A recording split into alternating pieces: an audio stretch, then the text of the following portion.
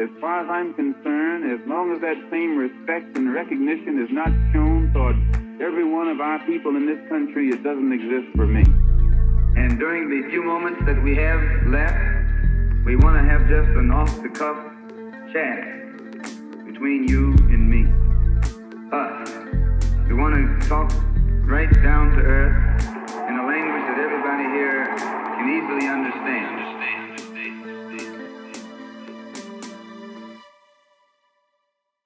Welcome back to another episode of The Malcolm Effect. Today, I am super excited to be in conversation with a comrade I was fortunate to meet recently at the ISA. And today's conversation is going to be on something that in many leftist circles you should hear, especially if you move in leftist circles or left circles that are concerned with the global south. So I want to talk all things land and agrarian. Joining me, I have my two co-hosts that you're familiar with now, Christian and Aden. Welcome to the Malcolm Effect, Max Ayle. How are you? Thank you. Thank you so much for having me. It's an absolute pleasure and privilege. I guess it's going to be quite a very basic question, but I want to open it up to people. When we say the Agrarian Question, what do we mean? So I want to start with quotation, which is probably one of the underknown quotations from one of our most important thinkers and is quite apropos for the Malcolm effect. You know, Malcolm X, when he was asked about what is a revolution, he said revolution is about land. He says, what did, we can definitely take some issue, but he said when there was the large revolt of the settlers in the United States, what were they fighting about? They were fighting about the land. And in France, what were they fighting about? They were fighting about the land, right? And when the Chinese had a revolution, the major anti-colonial and national developmentalist and communist revolution in really world history, what were they agitating about? They were agitating about the land, right? And he was also, of course, putting the land at the forefront of the Black nationalist struggle in the United States and putting it very clearly that if you don't have land, you don't have access to life, right? Which was also something Fanon was very central about, actually. The entire Wretched of the Earth is actually about land and who has land and who does not have land and land's role in securing access to bread, right? Something that's kind of been concealed in subsequent philological Hegelian commentary, where Fanon is turned into all of these things instead of just kind of post-colonial or colonial anti-colonial theorist who was like, how can we get land in the hands of the landless? So this is a circular way of approaching your question and kind of starting at the end rather than the beginning. I mean, the agrarian question is often understood in this kind of reified or highly abstract way, but actually the agrarian question in general, before going into the specific ways that the agrarian question has been interpreted over time, and even more critically, over space. The agrarian question is a way of bringing into relief the broad set of social, economic, political, ecological, gender, national questions that occur in relation to the countryside and the rural areas and agricultural development. So it's not like a meta thing. It's saying, okay, we are bringing these into view and saying that these are actually essential for any form of change in any society in almost the entire world, in the entire history of human existence.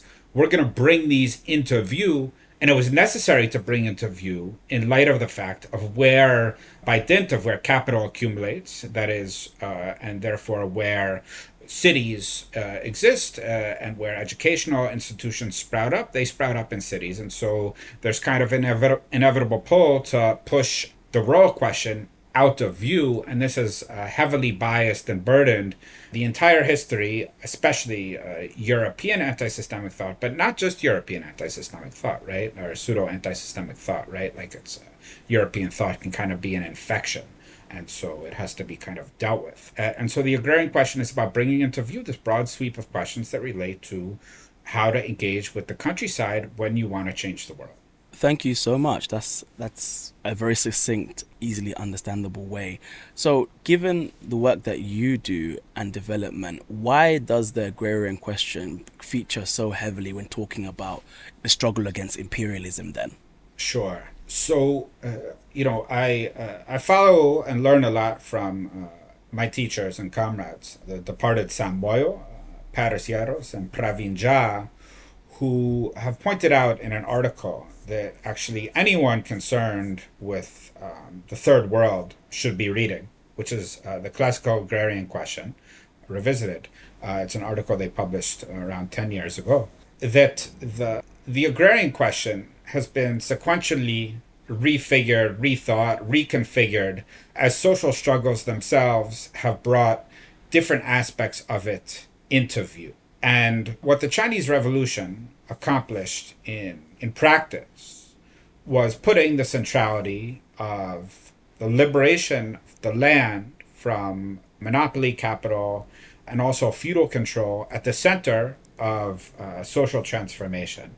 And of course, China was was kind of in a semi-colonial state, and then Cabral and Fanon were most central in putting the peasant potentially at the center of revolutionary activity as a revolutionary subject, that is, as the core subject of social transformation, right? And understanding very clearly that monopoly control over the productive forces in a colonial situation articulated through control over the land, right?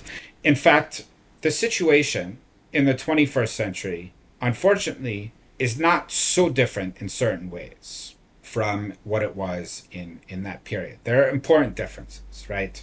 One of the important differences, which we hopefully can discuss to some extent now and can discuss even more further on, is that the anti-colonial revolutions of the 20th century, in most cases, except in the cases of the most entrenched and hardened settler colonial social formations. So New Caledonia is in the news now, what's identified as the United States, Canada, Australia, and of course Palestine.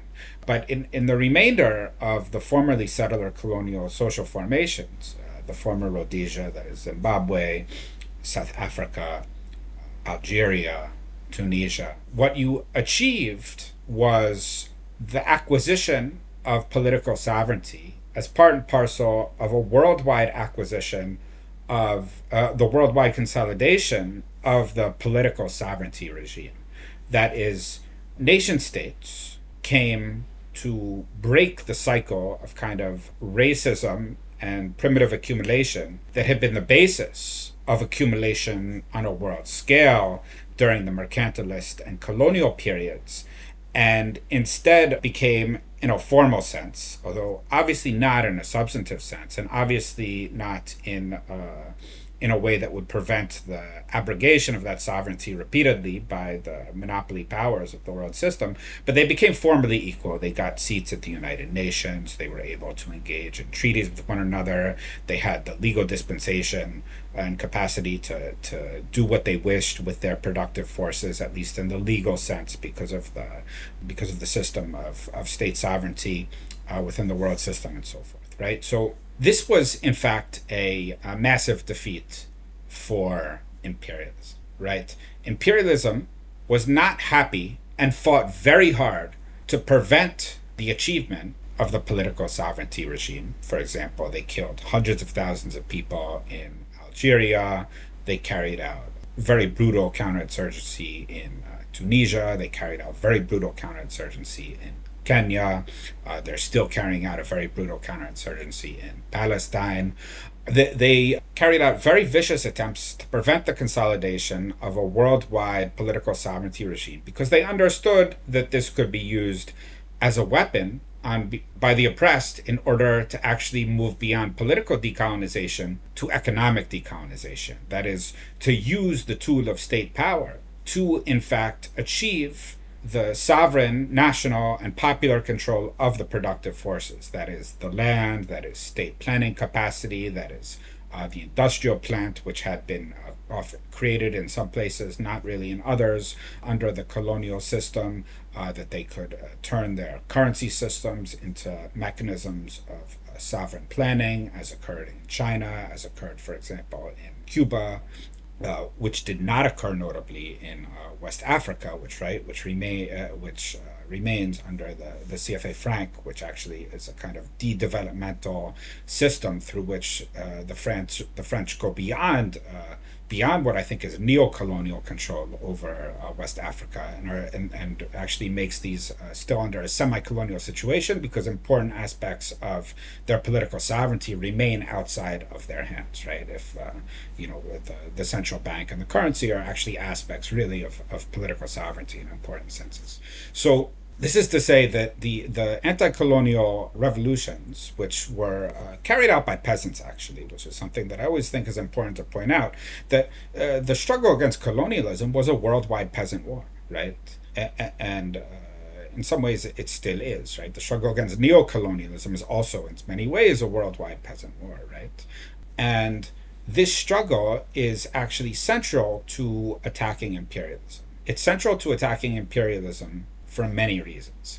First of all, of course, the primary accumulation within the world system came from the countryside, right? People, you have Western economic historians who will be stating, well, this industrial revolution unlocked massive productivity due to the kind of effervescent and scintillating brilliance of Western industrial designers and Western scientists and heroic industrial workers of the West, God's gift to humanity for kind of improving and carrying out these brilliant innovations of GJAWS and so forth in order to set in motion this revolution in the productive forces. And Karl Marx said the same thing, and how dare you, are you a moron? And it's like, okay, well, we're not morons, actually. First of all, we're capable of learning from the history that's been put in front of us by people going back to Eric Williams, but also going back to Roji and the theories of colonial train, right? And it's very clear that on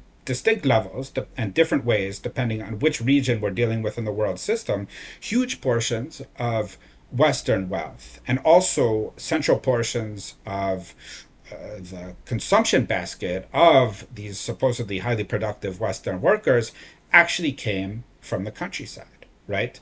France's wealth came from Haiti, and also came from West Africa, and also came from Algeria and Morocco and Tunisia, right? U.S. wealth came from, in large measure at least, one, the primitive accumulation, which allowed a kind of primitive accumulation of land from the indigenous population, which allowed the U.S. to set in motion a process of accumulation from below, and also the massive wealth from cotton, which was also in turn based on the thingification of human beings who were themselves the product of agrarian societies, right? So we're talking about the slave trade, but the humans that came from the slave trade were the product of African agrarian societies, right? So in this sense, the surplus, or the people that emerged from the land, or the physical surplus that emerged from the land, right, was central to the development of Western European and American capitalism, right? So it's very logical that if you want to set in motion your own process of endogenous accumulation, that is, accumulation in the positive sense of developing a kind of surplus that can be used for reinvestment, so you actually set in motion a process of sovereign development, you need to rip control of your productive forces, that is the land, from Euro-American capital, so you can decide what to do with it, right? And this is always a violent affair. I mean, and if we look at what happened, for example, in Zimbabwe, when they broke from the willing buyer, willing seller model of the Lancaster House of Courts, right? What happened is that they were placed under an absolutely murderous sanctions regime, which most of the Western left supported. I mean, and you can read about this, like if you read Mahmoud Mamdani, who had a famous article in the London Review of Books, the entire community of kind of liberal or even Marxist African scholars were like, well, there's a democratic issue. Who is this Mugabe who have dared to take the land from the white settlers, right? And then you also had Marxist scholars like Henry Bernstein being like, well, there's an issue, these kind of peasant workers in Zimbabwe may not be able to work the land as productively as the white settlers. So this is an issue, and therefore we should balk at supporting the agrarian reform. And actually, you still hear this discourse in Zimbabwe, right? where I was fortunate to visit 3 months ago, you still hear this discourse, right? So, in fact, I could go on. I don't know how long I should go on for, but the agrarian question and the wealth from the land is so central to was central to the historic development of Euro-American capitalism. It is now very central to the anti-imperialist struggles for national development, as distinct from sovereignty, in the 21st century. Thank you. Christian? Yeah, so I had a follow-up. So you mentioned Fanon, and Fanon, in Wretched of the Earth, he says, for a colonized people, the most essential value, because it is the most meaningful, is first and foremost the land. And, Fanon writes this during this decolonial period of which you're speaking, this anti-colonial period of a multitude of national liberation movements. And we can see very, clearly how these decolonial movements were centered around expulsing the settler, gaining back the land. However, after some of these national liberation movements and decolonial movements, after national sovereignty was gained, the colonizer, though retreated from the actual colonies, still reasserted themselves via neocolonialism. So my question is, given that there was this period of decolonial struggle, anti-colonial struggle, in which land was central, how has the agrarian question changed after these series of national liberation movements? How has the agrarian question changed from that period into now? It's a super important question. So I want to take it in two prongs. I mean, one is how have kind of the economic coordinates of the agrarian question shifted in certain geographies? And the second question is, how has our understanding of the agrarian question shifted because of what certain thinkers and the movements to which they're linked, what they've been able to put on the agenda, right? So in terms of the way the agrarian question itself has shifted, in Africa, for example, in most of Africa, there's exceptions, especially in settler Africa. But you didn't have during the post-colonial period, you didn't have an extreme agrarian question of land, to take one example. By which I mean that there were not highly differentiated agrarian structures, highly differentiated access to land within the African population. I mean, it was in Kenya, yes, Algeria, yes, Tunisia, yes, right? Of course, South Africa and Zimbabwe are a totally different thing, a totally different scale level because of the continued racial hierarchies and land ownership. But in general, you didn't have a continent-wide agrarian question of land, that is, a widespread agrarian differentiation and the consolidation of an agrarian bourgeoisie. Now that's very different, right? You do have, and this is following like the work of Archie Majefe, you do have a pronounced agrarian question of land within Africa, right? And so this requires widespread land to the tiller agrarian reform in Africa. In Latin America, the agrarian question in some ways remains very similar. I mean, you still have a highly racialized distribution of land. You have a widespread system of functional dualism, meaning that you have people who are carrying out subsistence or semi-subsistence production on the one hand, on the other hand are kind of a rural proletariat on widespread farms, so on much larger farms and plantations and so forth. So in that sense, the agrarian question in Latin America has a lot of similarities that it had during this period of the 1950s and 1960s, keeping in mind that Latin America had what Patricianos calls a settler decolonization in the 1800s, that it was a process of the acquisition of formal sovereignty, but still remaining occurring under the aegis of a primarily European ruling class, right? So that was a different scenario. So now we can say in many places worldwide, I mean, there's exceptions. For example, in India, you have a very widespread system, widespread agrarian question of land, and therefore agrarian reform is required in order to set in motion processes of national development. That's one thing, right? And so you also have a very consolidated system of neocolonialism that's not based on control of the state, right? We can talk more about Fanon and what he was talking about, which I think has been, not that you misinterpreted it, but I think the Fanonology has misinterpreted Fanon, what Fanon was really saying. But the neo-colonial apparatus is no longer just in the state. It's also through through monopoly control of land, which then is oriented towards export commodities, right, instead of towards self-subsistence. So if you look at, for example, food import-export statistics in Africa from 1970 onwards, you see a widening gap between the widening import gap. So the amount of food required to feed their populations, which then primarily comes from what are now the breadbaskets in the Americas, that is Argentina, to some extent Brazil, Canada, the United States, also Russia, Ukraine. These are kind of exporter breadbaskets. And these are actually, they are supplying the kind of necessary foodstuffs for African survival. And this has also been a very deliberate process of levering these social formations onto dependence on imported cereals, that it's been entirely deliberate. But with that said, right, like these are, they're in the system now of structural dependence, which was not the case exactly in the same way during the period of the struggles for independence. I mean, there was a system of underconsumption that was distinct, and it was very deliberately imposed by colonialism. We don't have statistics on all of it for all of the countries in the world system. You can see it most prototypically, for example, in the South Asian case, where Utsa Patnaik has done absolutely, and Prapat Patnaik to a lesser extent, have done actually magnificent work showing how colonialism rested on depressed access to cereals for domestic consumption, and this went hand in hand with the orientation towards export commodities.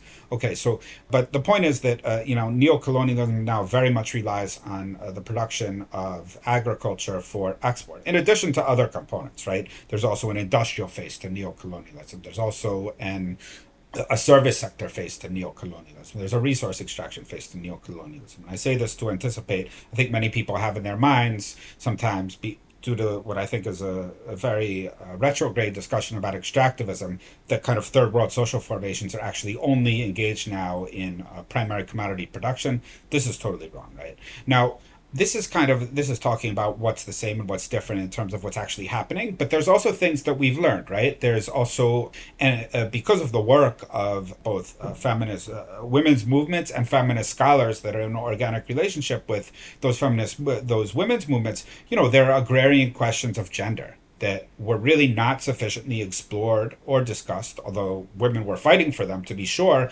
in the national liberation movements in the early post-colonial period, right? That women own a much smaller portion of land than men, and even when land is titled in women's names, they may not have real substantive control over it due to enduring patriarchal structures. And finally, that the work here of Lynn Osom and Sira Shanaidu is foundational, that women are actually engaged in the overwhelming portions of subsistence production in the third world, not only producing crops themselves, but also in terms of the transformation of crops, the production of food, the securing of fuel and water, and that this process of social reproduction, which is not like care work as it's considered in the North, but is actually the process of securing the use values needed for day-to-day survival. This is overwhelmingly done by women, right? We know, of course, this was kind of like always known, but now it's like it's at the forefront of an agrarian question of gender, right? So this is something that is now in view in a very clear way, right? And this is also related to systems of circular migration for men and so forth, that for a lot of reasons, men, it's found easier for men to engage in migration either to cities or to the north and then send remains home, which leaves social reproduction and the burdens of it falling very heavily on the shoulders of women, right? That's one example. And also the agrarian question of ecology and the role of sustainable agriculture in the socialized reproduction of the ecological substrate necessary for human survival. This is also in view also, right? So now we have an agrarian question of ecology, very much related to, first of all, what's now called agroecology, although people were talking about the same practices in India and Tunisia, the examples I know best, in the 50s and 60s and 70s, well before this kind of agroecology became the dominant discourse used to refer to it. That's one thing. Another thing is kind of the relationship of biodiversity conservation and agriculture, right? This is also unfolded under the agrarian question of ecology, and it's now understood that actually you can have what's called win-win in the kind of World Bank discourse, right? That you can actually conserve biodiversity and have maximal well-being outcomes and also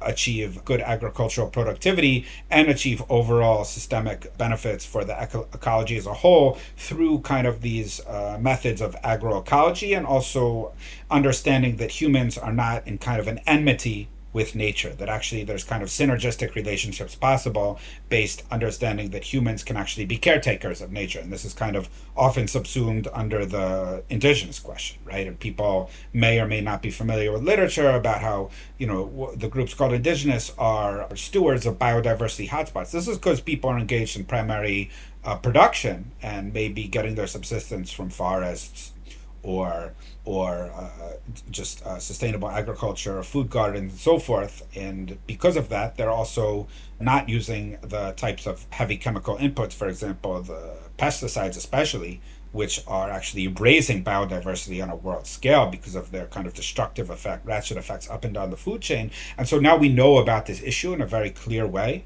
We knew about it for a long time, but now it's more and more in view. And this is another aspect of the agrarian question that simply was not in view in the post-independence period. So it's not just that new problems are manifest, but also we learn new things because of people's struggles, and this expands our understanding of how to engage with the countryside. Thank you so much. Adam? Yeah, I just want to take a turn to the Palestine question and in combining the agrarian question too. And we've discussed a little on the show about how Palestine encapsulates both a decolonial frame and an anti-imperial frame. And what I'm understanding that too in this context is, Palestine is also challenging not only the colonial apparatus, but what you said, the political sovereignty apparatus as well. And I'm just curious in highlighting how many of the fiercest resistance throughout the history of the colonization of Palestine has come from refugee camps. I mean, we just saw a horrific raid by the IOF in Jabalia camp, though it was also some of the fiercest battle that had happened since the beginning of the genocide. So if there's more you could add to that question. Sure. So, first of all, the refugees of Gaza on the whole are dispossessed peasants. Right? They're not peasants anymore, right? They don't know how to farm, of course, but they've been herded and concentrated there after being chased from their land, right? The majority of the population of historical Palestine on the eve of al-Nakba, which also I think it's complementary to our understanding of al-Nakba to understand that this was a process of primitive accumulation, were smallholder peasants, even if they didn't have all their subsistence from the land. And what was stolen from them was the land. And in fact, although they are no longer peasants, they're slum dwellers, right? Or they're camp dwellers. What they're fighting for is actually control over the land, right? They're fighting for liberation and return. That is, return to the lands of their foremothers and forefathers.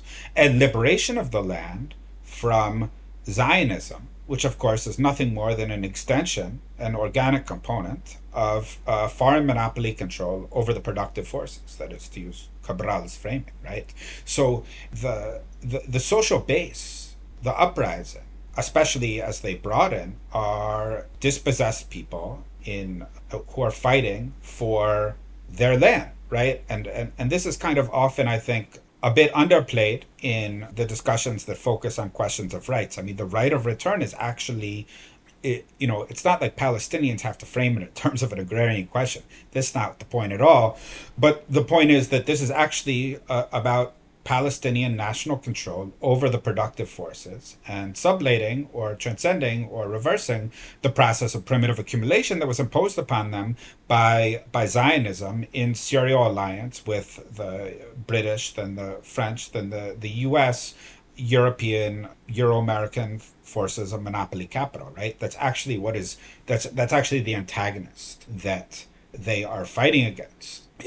And this is a way also shows us that the acquisition of political sovereignty has always been contested, right? And you have I repeat this actually because there's a revisionist historiography now that's kind of burbling in the swamps of Euro-American academia, which says, oh, colonialism was never profitable for Europe. And in fact, they didn't really mind decolonizing. And this is this is just a racist joke, right? Which you come to expect from, European, Euro-American academia, right? It's kind of a series of endless racist jokes. But, in Palestine, it's incredibly disruptive because although Israel is a very hardened settler colonial state as compared to the former Rhodesia, for example, it is very unconsolidated as a settler colonial state in comparison to the United States or Canada, right?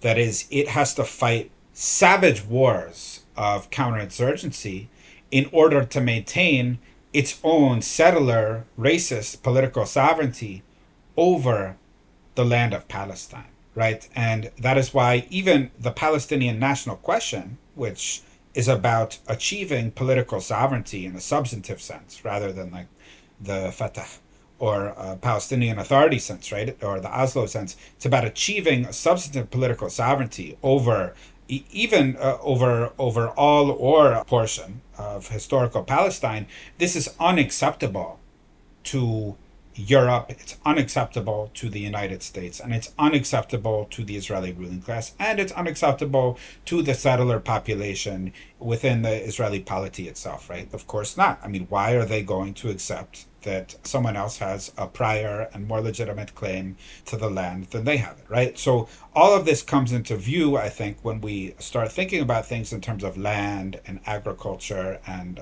political sovereignty. Thank you so much for that. Adam, did you have a follow-up on the Palestine question? Yeah, I just generally too, I wanted to add in like a question of why there might be a more immediacy even for those Palestinians dispossessed. And again, you kind of answered it in connection to the land, but also I think highlighting some of Basil al-Araj's work in exiting the law. And the way I conceptualize that, idea is that those in most dispossessed formations, or those reaping, the most suffering from the settler colonial apparatus, are forced into conditions where they're already outside the frame of the apparatus. They're, pushed to the side, relegated. And I just want to add, what would you say in the Palestinian context, if you could give more to the refugee camp, what are other, spheres in which you're seeing people most likely to produce resistance because of their primary connection to the land, if that's clear enough? Well, this is a tricky question. There's different types of resistance possible in different places. And the resistance, of course, has many fronts and faces and aspects, and they're complementary, right? There's no resistance in Gaza, for example, without doctors and without teachers, and for that matter, without the clowns and musicians. I mean clowns, I don't mean that in a mocking way. I mean like literal clowns who are entertaining, giving life and joy to the children of Gaza, right? And there's videos circulating of that, of like Palestinian men doing that. So all of these are various fronts in the process of resistance and the consolidation of a popular cradle for the asymmetric guerrilla forces in the Gaza Strip. Now, and this includes, of course, the process of attempting to carry out continued process of agrarian reconstruction and the continued attempts to carry out the fisheries. I see this a bit differently, to be honest, in the Gaza Strip and the West Bank. I mean, I think the difference is that in the West Bank, you have direct kind of attempts at ongoing primitive accumulation in the West Bank that concerning land that you don't have in Gaza, right? I think this is a kind of distinction that's important. I mean, Israel would probably be very happy to ethnically cleanse and rid itself of the Palestinian population in the Gaza Strip and send them to Egypt or Europe and absorb them into Europe, especially because it's a very highly educated population, in fact. But the issue is not really control over the land as like a new agricultural frontier. They don't care about that. What they want to do is eliminate a population within which an asymmetric guerrilla force rests, right? And kind of deal in that way with the Palestinians. In the West Bank, there's an issue. I mean, there's direct settler Palestinian flashpoints over control of the land itself, right? And a lot of it has to do with Israel kind of implementing various mechanisms of its various layers of law, which it uses with aplomb, right? Sometimes it's Jordanian law, sometimes it's Ottoman law, sometimes it's Israeli law. They use whatever legal artifice and edifices they wish to use in order to justify a dispossession. And often it's very much linked to, is that land cultivated or not? And this is kind of how they justify it. Although they also just send in settlers to burn down olive trees. And then they often acquire that land and either use it for agriculture or use it for settlement building, right? So it's actually a zero-sum game over real estate in that sense, or over land. And the capacity of Palestinians to stay on that land has a strong anti-systemic aspect in the first case. In the second case, there is a scope for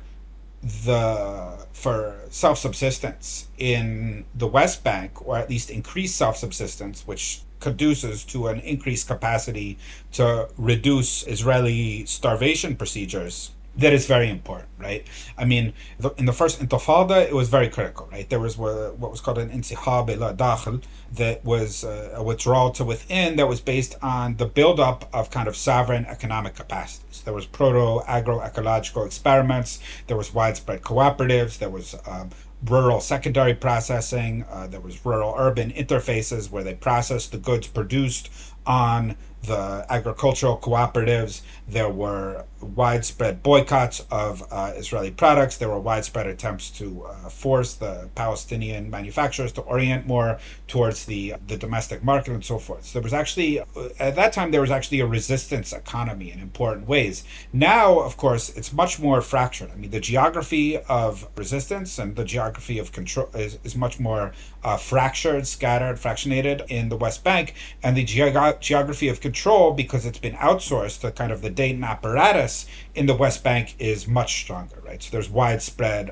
what's called security coordination, widespread assassinations, widespread imprisonments, widespread torture, and this is going alongside an overall territorial separation between the various centers of resistance in the West Bank, which makes it very different geography as compared to Gaza, right, in the first case. And in the second case, it makes it much harder to try to reconstitute. But there's a lot of, you don't necessarily hear about it, probably for obvious reasons. It's not to a certain extent, it doesn't help them to publicize it. But there's a lot of young people who are involved in agricultural experiments because they understand very well that to the extent that the West Bank is able to kind of produce its own food, it's able to kind of withdraw from the Israeli economy, and it also provides a base for not being subject to Israeli collective punishment in the form of Israeli starvation procedures, right? So it actually becomes a mechanism of resistance. I mean,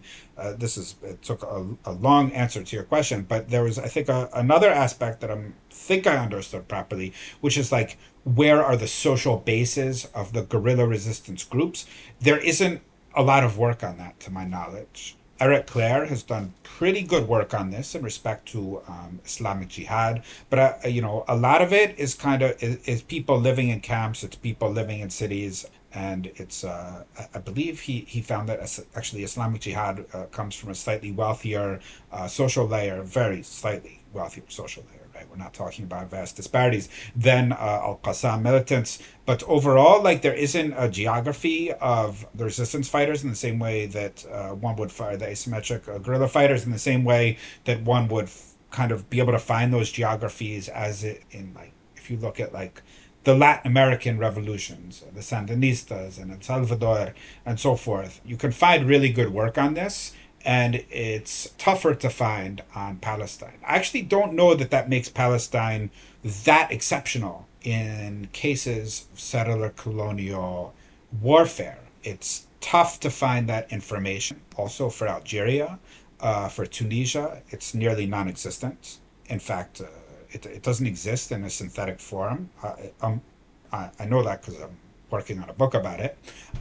So I think it's tough to find that, and it's kind of worth thinking about why. So I wanted to actually shift gears a little bit and ask a question about sustainability because I've seen you've written a bit about it. With the question of land, there's also the question of, with climate change occurring, land is changing in its usability, its availability. And so could you talk about the relationship between the global north and the global south and how oftentimes the frame with carbon neutrality and different sort of legislation geared towards reducing carbon emissions doesn't necessarily include or understand the economic relationships between the global north and the global south? Sure. So, there's two aspects of it. There's the stuff that's actually being implemented. For example, carbon credits and so forth. There's widespread trading of carbon credits, but that are based, the North, say, continuing to burn fossil fuels and then stating, okay, we're investing in this carbon negative afforestation project or land preservation project or whatever in the third world. Now, in fact, on the one hand, I think these are a charade thus far within the world system. That is, none of these verifiable.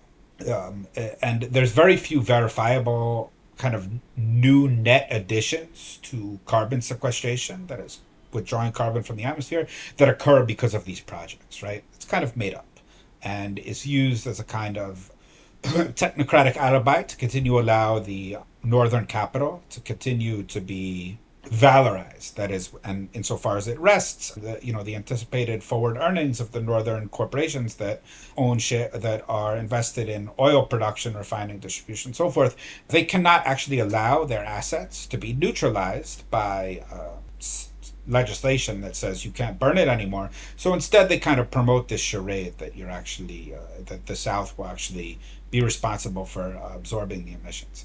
Now, this doesn't mean there isn't a very ugly process of power that reflects power imbalances going on. So, for example, part of this charade is nevertheless that you have ecologically damaging and disruptive projects going on at all scales in the South. Right? You have in Ethiopia and also India these massive afforestation projects, right?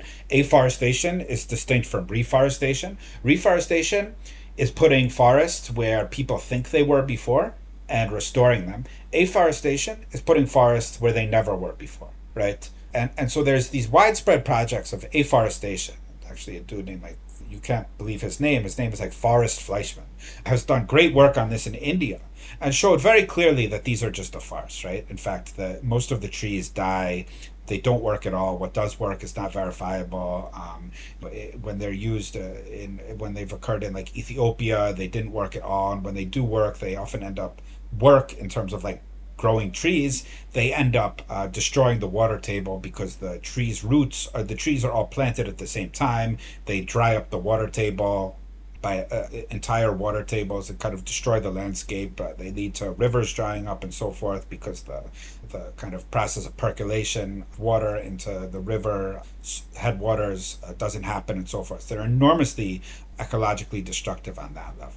Another way that these problems, in this case, the case of biodiversity, are exported north to south is that there is a widespread process, and Abi Sene has worked on this, of neo-colonial biodiversity conservation, right? Where you have large swaths, the South, are enfolded and to be used for biodiversity conservation, and the North is basically telling the South, you carry the burden of this ecological problem that we created. And of course, they get certain amounts of money and so forth, which is why it happens.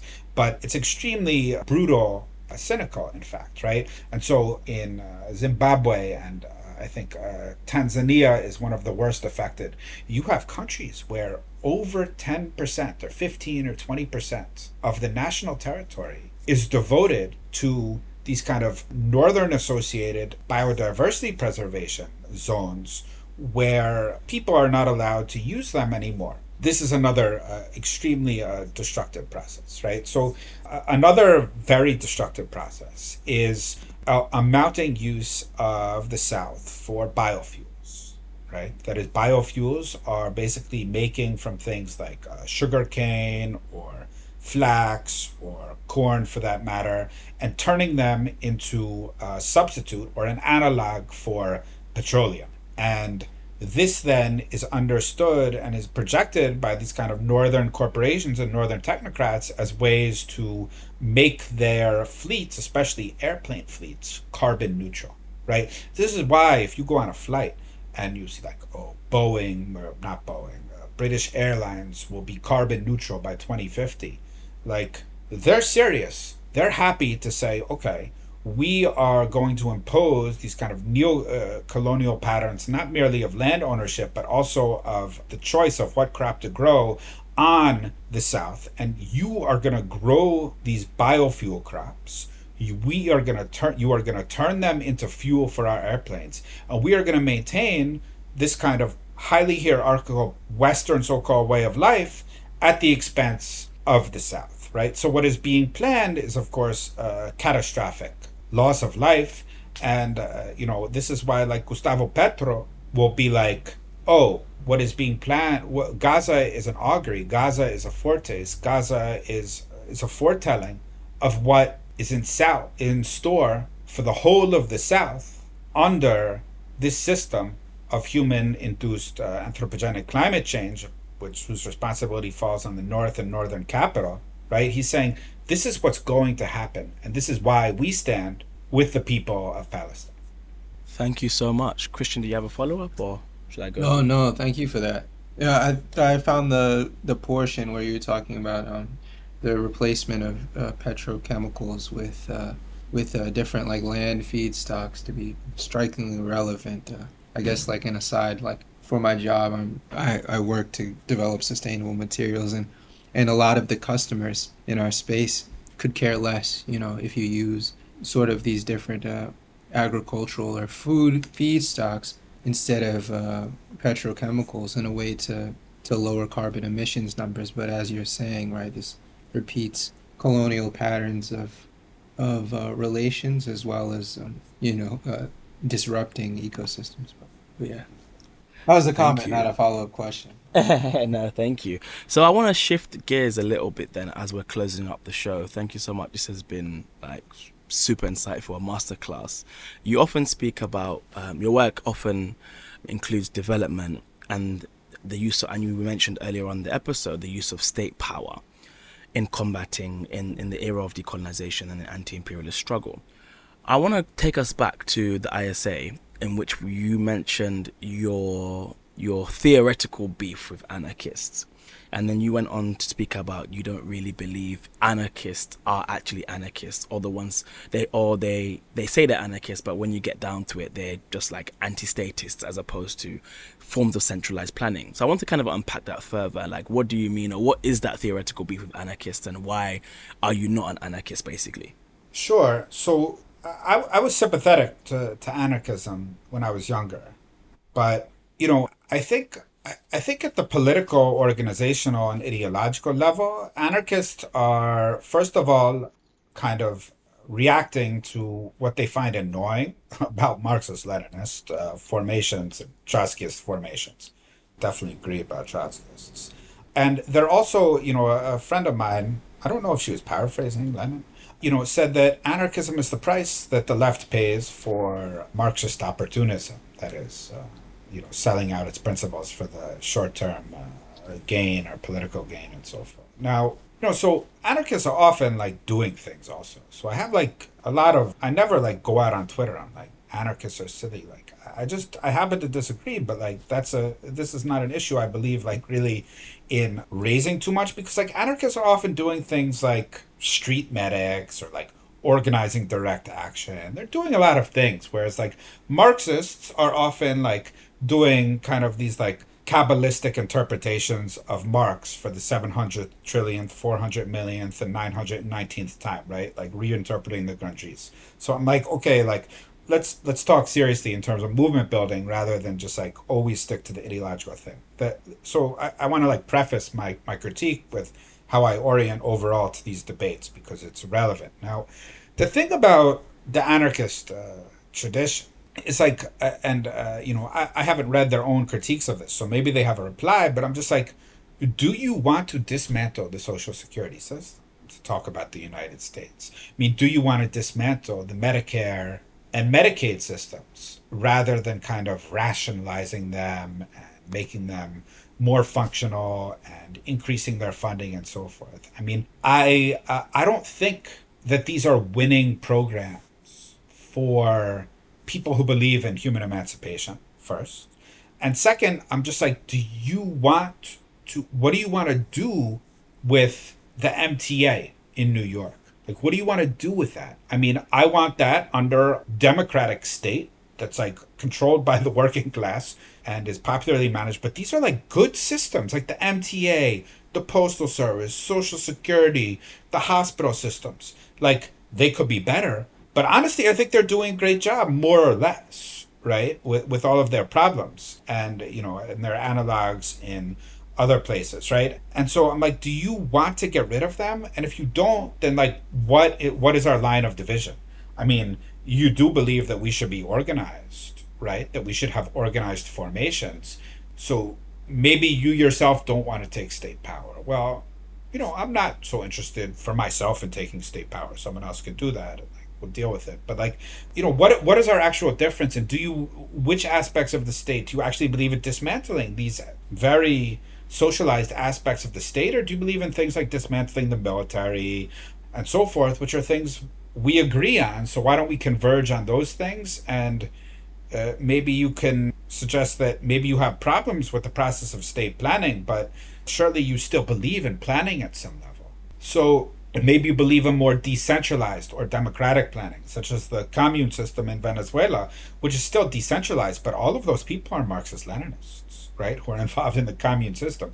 They are not anarchists, they are Marxist-Leninists. And they are trying to work on a kind of decentralized, popular economy, right? And support the Bolivarian process and are very Chavista and, understand that it is better to have Maduro in state power than anyone from the Patria opposition, right? So I'm not sure I'm aligned. Maybe there are alignments and maybe not, because I don't necessarily engage with theoretical ideological debate with that many anarchists, but I'm just not sure I buy that people are fully on board with the destruction of these very socialized and beneficial aspects of state power in our current moment.